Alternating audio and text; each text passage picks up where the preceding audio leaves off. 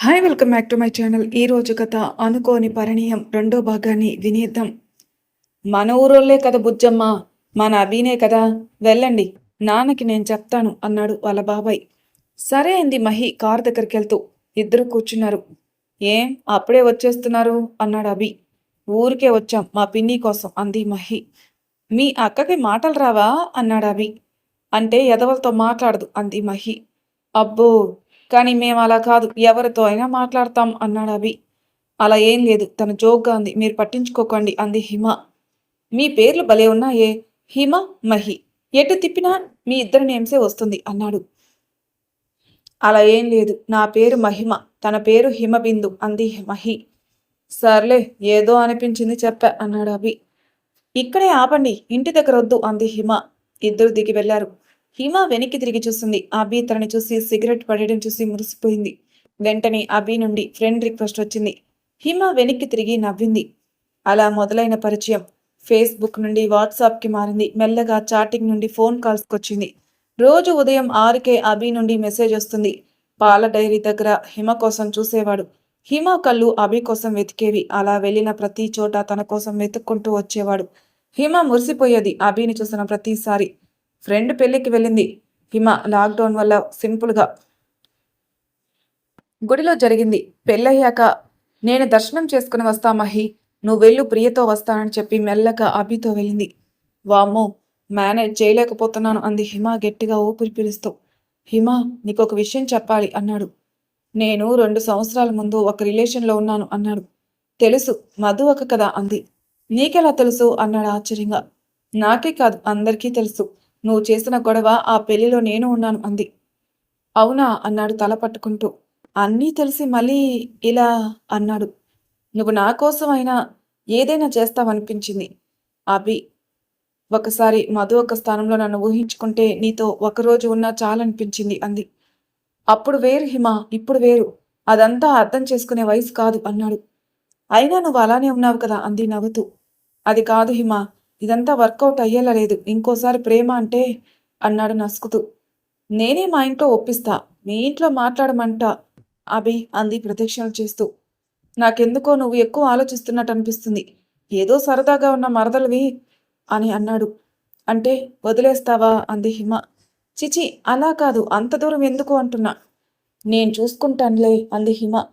అది కాదు హిమ, మళ్ళీ ఇప్పుడున్న ప్రాబ్లమ్స్ మధ్యలో ఇది అవసరమా? అది వేరు అభి. మధు ఒక చాప్టర్ అయిపోయింది. ఇప్పుడు మన గురించి ఆలోచించు. నీకు నేను నచ్చాను, నాకు నువ్వు నచ్చావు. పైగా మనం రిలేటివ్స్, ఒప్పుకుంటారు. నీకు జాబ్ వచ్చే వరకు నేను నా శాలరీ సరిపోదా అంది మెల్లగా. నీకు అర్థం కావట్లేదు హిమ.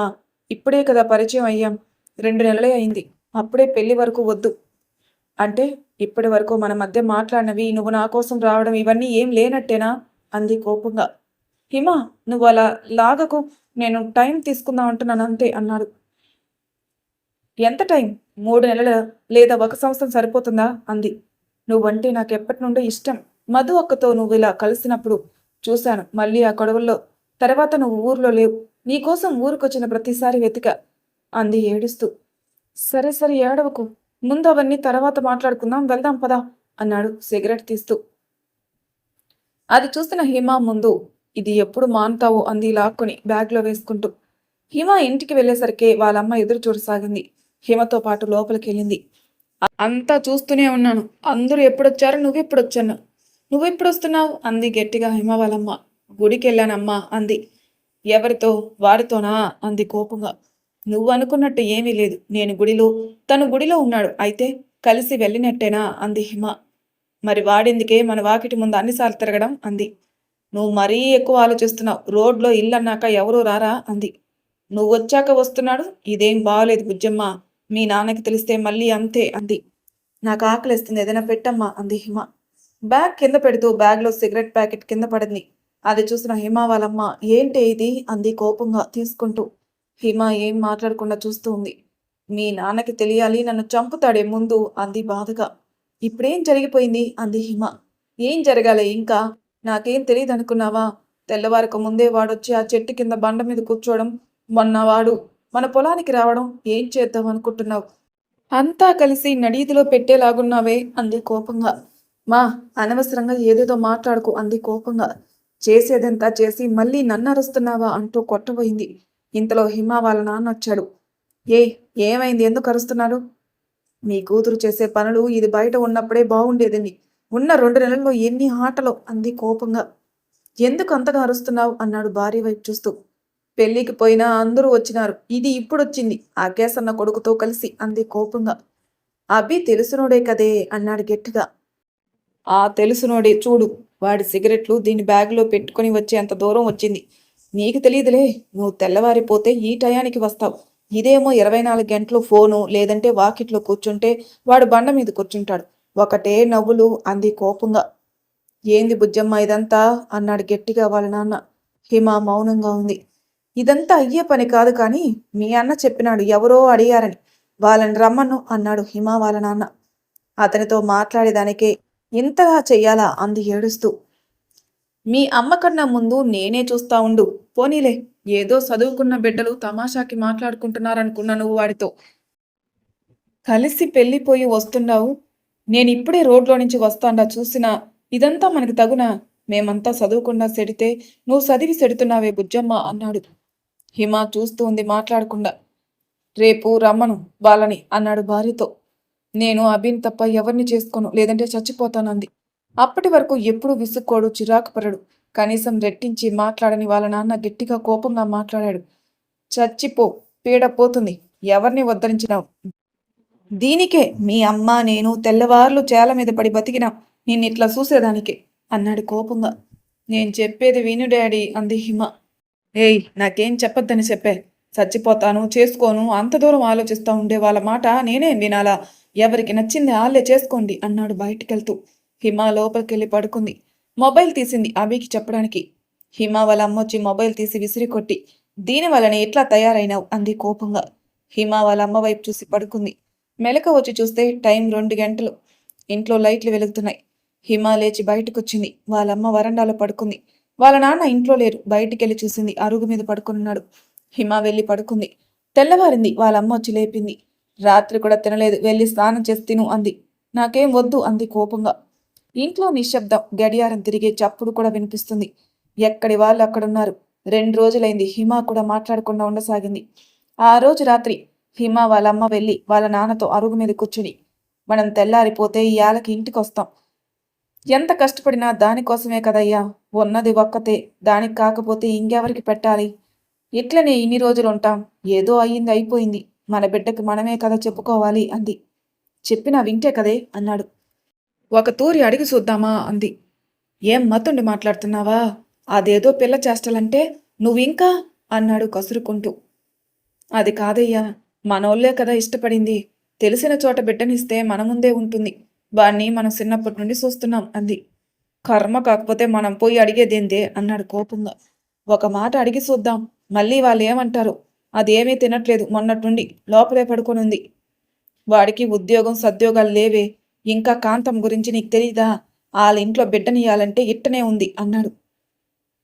వాడు కూడా బుజ్జమ్మనే చేసుకుంటా అంటే ఏమంటాదిలే అంది మెల్లగా. సర్లే, అయ్యే పని చూడు అన్నాడు ఇంట్లోకెళ్తూ. లోపల హిమ పడుకొనున్న చూసి వాళ్ళ నాన్న హిమ దగ్గరికెళ్ళాడు. బుజ్జమ్మ అన్నాడు. హిమ లేచి కూర్చుంది. కళ్ళల్లో నీళ్లు తిరుగుతున్నాయి. ఏం తినకుండా ఏం చేద్దామనుకున్నావు అన్నాడు. నేను మీరు చెప్పిందే వింటా డాడీ అంది ఏడుస్తూ ఒడిలో పడుకుంది. సరే, నువ్వు లేచి మొహం కడుక్కో, తిను. నేను అమ్మ ఒకసారి వాళ్ళ ఇంట్లో మాట్లాడతాం అన్నాడు. వద్దు డాడీ, మీకు ఇష్టం లేకుండా వద్దు. మిమ్మల్ని కాదని నేను చేసుకోను. మీరేం చెప్పినా వింటాను, ఇంకా ఎవరితో మాట్లాడను అంది ఏడుస్తూ. నువ్వు ముందు లేచి తిని బాగా ఉండు, చూద్దాం, మాట్లాడతాం. నువ్వు అట్లా తిరిగితే నిన్ను చూసే వాళ్ళు ఏమనుకుంటారు బుజ్జమ్మ? వాణ్ణి ఏమీ అనరు. ఆడపిల్లనే అంటారు. 10 మంది 10 రకాలుగా అంటారు. ఇంత చదివి నువ్వు ఇలాంటి పనులు చేస్తే విలువుంటుందా? ఏమనుకుంటారు అన్నాడు. ఇంకెప్పుడు వెళ్ళను డాడీ అంది ఏడుస్తూ. సరే, లేచి మొహం కడుక్కొనరా అంది వాళ్ళమ్మ. హిమ వెళ్ళి మొహం కడుక్కొని వచ్చింది. ముగ్గురు తిన్నారు. సరే, నువ్వు ఇంట్లోనే ఉండు, నేను అమ్మ వెళ్ళొస్తాం. మహి పిన్నమ్మ వస్తారు అన్నాడు. ఇప్పుడే ఎందుకు డాడీ అంది హిమ మెల్లగా. వాళ్ళు ఇంకెక్కడో చూస్తున్నారని విన్నా. నీకు అవన్నీ ఎందుకు? నువ్వు తినేసి ఇంట్లో ఉండు అన్నాడు. హిమ వాళ్ళ అమ్మ నాన్న వెళ్ళారు. అభి వాళ్ళని చూసి లోపలికి రమ్మన్నాడు. రాన్నారా వదినా అంది అభి వాళ్ళమ్మ. సానా దూరం వచ్చినారే అంది అభి వాళ్ళమ్మ చేతికి నీళ్ళు అందిస్తూ. ఏం లేదు కాంత, ఒక మాట మాట్లాడాలి అంది హిమ వాళ్ళమ్మ. చెప్పొదినా అంది నవ్వుతూ. ఏం లేదు, మా బుజ్జమ్మకు పెళ్లి చేయాలనుకున్నాం. ఈ లోపల కరోనా అని అది అని అట్లనే ఆగిపోయింది. మొన్న కూడా వాళ్ళ తరపు వాళ్ళు అడిగారు. కాకపోతే అభి తెలిసినోడు, మాకున్నది ఒకే బిడ్డ. ఎక్కడో దూరంగా ఇచ్చేదానికన్నా ఊర్లో ఇస్తే బాగుంటుందని అన్నాడు హిమ వాళ్ళ నాన్న. అవునా, కానీ అభికి మొన్ననే ఒక సంబంధం వచ్చిందన్నా. అమ్మాయి బెంగళూరులో ఉద్యోగం. నెలకి 80,000 జీతం అంట వాళ్ళకి. ఒకే కూతురు, కొడుకులు లేరు. బాగా ఉండేటోళ్ళు. ఇంకా కొడుకైనా అల్లుడైనా వాడే కదన్నట్టు అన్నారు. వాళ్ళు 2 సంవత్సరాలు అడుగుతూనే ఉంటే పోయిన వారమే ఇంకా సరే అని చెప్పిన. ఈ శుక్రవారం వస్తారని అన్నారు అంది నవ్వుతూ. అది కాదు కాంతం, దూరం నుండి ఎందుకు, ఇద్దరికి ఇష్టమయ్యే అందుకే అంది హిమావలమ్మ. ఉన్నమాటే చెప్తా వదినా, దాపరికాలు ఎందుకు మన మధ్యలో. వీడేదో మగపిల్లాడు, 10 మందితో మాట్లాడతాడు, తిరుగుతాడు. ఆడపిల్లలు అలానే ఉన్నారే. ఆడపిల్ల అన్నాక అదుపులో ఉండొద్దు. వీడికి ఫోన్ చేస్తుందంట, మెసేజ్ చేస్తుంది. వీడు బండేసుకుని వచ్చేస్తాడు అంది. అభి చూస్తున్నాడు, ఏం మాట్లాడలేదు. వాళ్ళిద్దరికి ఇష్టంతో చేస్తే మన ముందే ఉంటారు అన్నాడు హిమ వాళ్ళ నాన్న. మీతో చెప్పడానికి ఏముందన్నా, నా రాత ఈ ఊర్లో ఏడ్చింది. ఇక్కడే ఉన్నా వీడికి ఆ కర్మ ఎందుకు? మొన్న అడిగిన వాళ్ళని వద్దని ఎట్లా చెప్పేది? ముందు మధు విషయంలో వీడు చేసిన పనికి పరువు పోయింది. ఏదో ఇట్లాంటి సంబంధాలు చేసి బయట ఉన్నాడంటే మాకు మర్యాదలు ఉంటుంది అంది. వీళ్ళకే చేసినా బయట ఉంటారు కదా, ఊర్లో లేకుండా అంది హిమ వాళ్ళమ్మ. మీకెట్టా చెప్పాలి వదినా, వీడికి ఉద్యోగం లేదు. రేపొచ్చే వాళ్ళకి ఏదో బిజినెస్ ఉంది. మీరన్నట్టే చేస్తే వాళ్ళిద్దరిని నేనే చూసుకోవాలి. మీ అమ్మికి ఉద్యోగం ఉన్నా అది మీకే సరిపోదు అంది వెటకారంగా నవ్వుతూ. పిల్లలు ఇష్టపడ్డారని ఇంకేం లేదు అన్నాడు. ఆ పిల్లకాయలు వాళ్ళకేం తెలుసులే. మావోడు ఇప్పుడు కూడా నా మాటే వింటాడు. మీ అమ్మిని మీరు పెంచిన తీరు అట్లా. 10 దాటినాక వీడితో ఏం మాటలు? సరే వీడు పోరంబోకే అనుకో, మీ పిల్లకేమైంది అంది. ఆ మాట విన్న ఇద్దరికి కోపం వచ్చింది. పైగా అభి చూస్తున్నాడు, మాట్లాడడం లేదు. ఇదిగో కాంత, మన బిడ్డల్ని మనమే తక్కువ చేసుకోకూడదు. మా పిల్ల గురించి మాకు తెలుసు అంది కోపంగా. మరి తెలిస్తే మీ అదుపులో పెట్టుకోకుండా ముందే నేను చెప్పాలనుకున్నా, మావాడికి ఫోన్లు చేయొద్దని. ఆలోపు మీరే వచ్చారు మా వాడికి నేను చూసిన సంబంధంతో చేద్దామనుకున్నా. మావాడు సరే అన్నాడు అంది. సరే మేం వస్తాం కాంత అని బయటకొచ్చారు. వెనకని అభి వచ్చాడు. నువ్వు వెళ్ళు అని హిమ వాళ్ళ నాన్న అభితో వెళ్ళాడు. మీ అమ్మకి నువ్వు చెప్పలేదా అన్నాడు హిమ వాళ్ళ నాన్న. అది కాదు మామ, అమ్మకి చెప్పినా కానీ ఇంకా ఆమె మాట వినాల్సి వస్తుంది. నాన్న లేనప్పటి నుండి అమ్మకి నేనే. ఆమెకి ఇంకా ఎదిరించి అడగలేను. హిమ ఇంత దూరం ఆలోచిస్తుందని అనుకోలేదు అన్నాడు. అదంతా వదిలేసిన మీ అమ్మ మా బిడ్డని అన్ని మాటలంటుంటే నువ్వు ఒక్క మాట కూడా మాట్లాడలేదు కదా. నేను నిన్ను అనాలి అనుకుంటే అనలేకనా? మన కళ్ళ ముందే పెరిగిన బిడ్డలు మనకి తెలీదా ఎట్టుంటారో అని గమ్మునుండ. మీ అమ్మని అడిగినా మా మానం పోతాది. అది ఆడబిడ్డని పెట్టుకుని ఉండ. ముందు వెనక ఆలోచించాలి అని పోతున్నాను అన్నాడు కోపంగా వెళ్ళిపోతూ. ఇంటికెళ్ళిన హిమ వాళ్ళ అమ్మ జరిగిందంతా చెప్పింది. వెనకే వచ్చిన వాళ్ళ నాన్న హిమ పక్కన కూర్చున్నాడు. నీ మాటకు విలువిచ్చిపోయి అడిగొచ్చిన బుజ్జమ్మ, కాని ఆ యమ్మ మాటలు మనకి వద్దు, ఆలతో వద్దు బుజ్జమ్మ అన్నాడు. హిమ సరే డాడీ అంది. నీకేం తక్కువ చేసినా బాగా చదివినావు, నీ కాళ్ళ మీద బ్రతుకుతావు, నీకు తగినట్టు చూసి చేస్తా అన్నాడు. హిమ సరే అని తలోపింది. వాడితో ఇంక మాట్లాడుకు. ఎన్ని మాటలంది నిన్ను అదుపులో పెట్టలేదంట. నువ్వే వాడి వెనకాల పడ్డట్టు మాట్లాడింది. వాడు ఒక్క మాట మాట్లాడలేదు అంది హిమ వాళ్ళమ్మ కోపంతో. పోనీలే వదిలే ఆయమ్మ. ఆయమ్మ అంటే మన బుజ్జమ్మ గురించి మనకు తెలుసు కదా అన్నాడు. హిమ వాళ్ళ అమ్మ ఒడిలో పడుకుంది. బుజ్జమ్మ, మీ మామ ఒక సంబంధం చూస్తాడే. అబ్బాయి హైదరాబాద్లో ఉంటాడు. ఏదో మంచి ఉద్యోగం, సొంతంగా ఇల్లుంది. కాకపోతే వచ్చే 2 వారాల్లో పెళ్లి చేసేయాలనుకుంటున్నారు. వాళ్ళ నాన్నకి పక్షవాతం అంట. ఈ మధ్య మరీ బాగలేదట. కొడుకు పెళ్లి చూడాలని వాళ్ళు నిన్ను అడిగారు అన్నాడు. ఇప్పుడేనా డాడీ, ఇంకో సంవత్సరం ఆగి చేసుకుంటాను అంది మెల్లగా. ఎప్పుడైనా చేసుకోవాల్సిందే కదా బుజ్జమ్మ.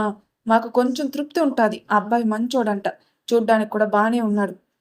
ఇప్పుడు సింపుల్గా చేసి మా దగ్గర ఉన్నప్పుడు నీకు పెట్టాల్సినవి పెడతాం. వాళ్ళేమీ వద్దన్నారట. మనకి ఈ మిరప తోటలో వచ్చిన అప్పులకి నేను అంత బాగా చేయలేనేమో. ఇది మనకొచ్చిన అవకాశం అన్నాడు బాధగా. కొన్ని రోజులు ఆగితే అంతా సెట్ అయిపోతుంది కదా అని మనసులో అనుకుంది హిమ. అయినా నా కోసం ఇంతలా చేస్తున్నారు. వీళ్ళ కోసం చేసుకుంటే నాన్న హ్యాపీ, అమ్మ ఇంకా హ్యాపీ అనుకుంది. మీ ఇష్టం అంది హిమ. ఇది మీ మంచి కోసం చెప్తున్నాం అంది వాళ్ళ అమ్మ. వారం తిరిగేలోపు పెళ్లి హడావిడి మొదలైంది. అభి అస్సలు కనిపించలేదు. ఒక మెసేజ్ లేదు, ఫోను లేదు. పెళ్లికి ఒప్పుకున్నా కానీ ఈ పెళ్లి జరగదేమో అని హిమకి అనిపించింది. ఏదో ధైర్యంతో ఉండసాగింది. అబ్బాయికి రావడానికి కుదరలేదు. క్వారంటైన్లో ఉన్నాడు. ఫోటో ఉంది. అబ్బాయి పేరు, వివరాలు, నెంబర్స్ ఉన్నాయి. ఒకసారి అబ్బాయితో మాట్లాడు అన్నారు. అబ్బాయికి నీ నెంబర్ ఇచ్చాం. కొత్త వాళ్ళేమో అనుకునేవు అన్నారు నవ్వుతూ. పెళ్లికి 3 రోజులున్నా కనీసం అతని నుండి ఫోన్ రాలేదు. ఇది మన మంచికే అనుకుంది. వాట్సాప్లో చూస్తే ఏవో మెసేజెస్, స్టేటస్లా ఉంది. ఏదో తేడాగా ఉంది. ఎలా ఉన్నా ఈ పెళ్లి జరగకపోవచ్చు. అభి, మధు అక్క పెళ్లిలోలాగా వచ్చి గొడవ చేయకుండా మంచిగా మాట్లాడతాడేమో, లేకపోతే పెళ్లి కొడుకే పెళ్లి వద్దంటాడేమో అని రకరకాలుగా ఆలోచించసాగింది హిమ. హిమని అస్సలు చూడాలని కూడా అనుకోలేదు. వారం రోజులు ఒక పూట ఓపెన్ చేసే షాపింగ్లో ఎలా గడిచిందో అసలు. లాస్ట్లో అయినా అభి వస్తాడనుకుంది. పెళ్లి కూతురుని చేసి తీసుకెళ్లారు. అభి రోడ్లో బండి మీద లేడు, బస్ స్టాప్లో లేడు. హిమ మనసంతా ఈ పెళ్లి ఆగిపోతుంది అనుకుంది. 30 మంది ఉన్నారు. అందులో పిన్నిలు, బాబాయిలు, అత్తలు, మామలు, అబ్బాయి తరపు వాళ్ళు. పెళ్లి హడావిడి లేదు. పెద్ద మాల్లో నిండా జనం, కలకల్లాడే లైట్స్, ఇలా ఏమీ లేదు. చిన్న మండపం, పూజారి, 20 చైర్లు ముందు, మా వెనక 10 మంది. ఫోటోగ్రాఫర్ పెళ్లి కొడుకు చూసింది. అటు తిరిగి హోమంలో వేస్తున్నాడు. పీటల మీద కూర్చున్న హిమకి పెళ్లి ఆగిపోతే బాగుండు అనుకుంది. ఎవరైనా వచ్చి ఆపుతారేమని చూసింది. ఇంతలో మంగళ వాయిద్యాలు మోగాయి. మెడలో మంగళసూత్రం వేలాడుతుంది. పెళ్లి అయిపోయింది. ఆ అబ్బాయి వాళ్ళ ఇంటికి వెళ్ళారు. మరి తర్వాయి భాగంలో ఏం జరుగుతుందో నెక్స్ట్ ఎపిసోడ్లో తెలుసుకుందాం. అంతవరకు నా ఛానల్ని సబ్స్క్రైబ్ చేయని వాళ్ళు ప్లీజ్ సబ్స్క్రైబ్ చేసుకోండి. లైక్ చేసి షేర్ చేయండి. మీ అభిప్రాయాలు నాకు కామెంట్ రూపంలో తెలియజేయండి. Thank you for listening.